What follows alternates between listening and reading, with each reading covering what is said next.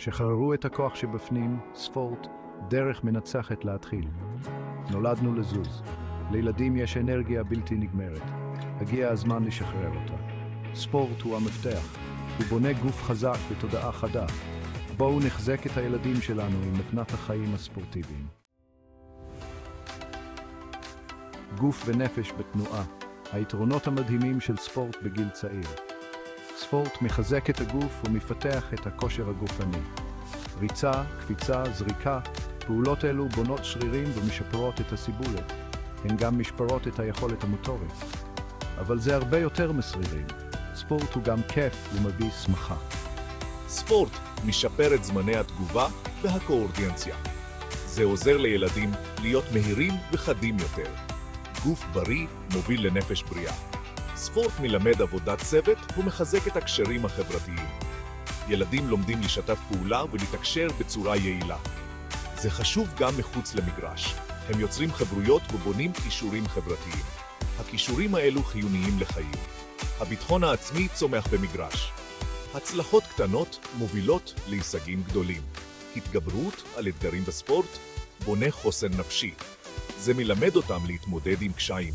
ילדים לומדים להתמיד ולקום מכישלונות. זה מחזק את האופי שלהם. אלו שיעורי חיים חשובים ביותר. ספורט בגיל צעיר מכין אותם לחיים הבוגרים. להדליק את הניצוץ. דרכים מענות לגרום לילדים להתאהב בספורט. היו דוגמה אישית. תנו להם לראות אתכם נהנים ומתחברים לפעילות גופנית. תנו לילדים שלכם לראות אתכם נהנים מספורט. זה יכול להיות משחק כדורגל, ריצה בפארק או אפילו יוגה בבית. הצטרפו אליהם למשחק או צאו לטיול אופניים משפחתי. תהפכו את זה לכיפי. תכננו פעילויות ספורטיביות משותפות שכולם ייהנו מהן. הפכו את זה לאתגר משפחתי. תכננו תחרויות קטנות או אתגרים שבועיים. קבעו יעד לרוץ יחד 5 קילומטרים. תתאמנו יחד ותתמכו אחד בשני. נסו ענף ספורט חדש בכל חודש.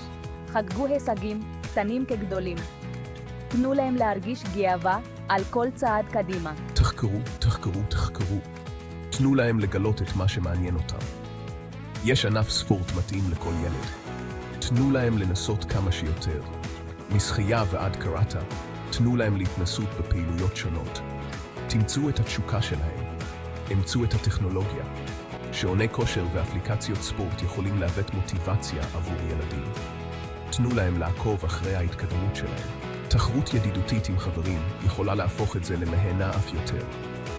קבעו מטרות ריאליות. תנו להם להרגיש את ההנאה שבמשחק. תתחילו עם אבני דרך קטנות וחגגו התקדמות. כל צעד קטן הוא הישג גדול.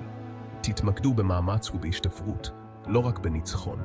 תנו להם להבין שהדרך חשובה לא פחות מהתוצאה.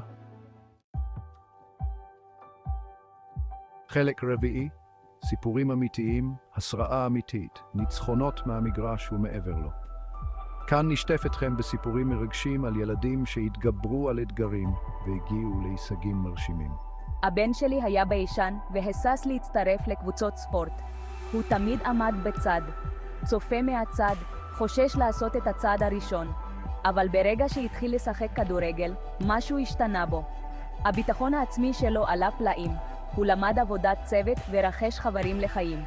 זה היה מדהים לראות את השינוי. הבת שלי גילתה אהבה לשחייה שלא ידעתי שקיימת בה. היא התחילה להתאמן כל יום, עם תשוקה שלא ראיתי קודם. היא מתחרה עכשיו ברמה גבוהה, וההתמדה שלה מעוררת השראה. היא לא מוותרת, גם כשקשה. ספורט לימד אותי את החשיבות של עבודה קשה ואי ויתור. זה לא רק על המגרש, אלא גם בחיים. השיעורים האלו עזרו לי בכל תחומי החיים שלי. הם נתנו לי כלים להתמודד עם כל אתגר. חלק חמישי, מעבר לקו הסיום, אופי, ביטחון ואהבה לחיים. ספורט הוא הרבה יותר מרק שחייה בגביעים. הוא עוסק בבניית אופי, ביטחון ואהבה לחיים. ילדים לומדים את החשיבות של משמעת, עבודת צוות וחוסן נפשי. הם מפתחים תחושה של משחק הוגן ורוח ספורטיבית. היתרונות נמשכים הרבה מעבר למגרש. ילדים פעילים נוטים יותר להיות בריאים ומצליחים בכל תחומי החיים. אז בואו ניתן לילדים שלנו את המתנה של חיים ספורטיביים. חלק שישי, להתכונן להצלחה, קריאה לפעולה. הגיע הזמן לפעול. עודדו את הילדים שלכם לזוז. תמצאו ענף ספורט שהם אוהבים ותראו אותם פורחים. היו המעריצים הכי גדולים שלהם. תחגגו את המאמצים שלהם ותראו אותם צומחים לאנשים בטוחים בעצמם וחזקים. העולם הוא מגרש המשחקים שלהם. בואו נחזק אותם לכבוש אתגרים ולהגשים את חלומותיהם.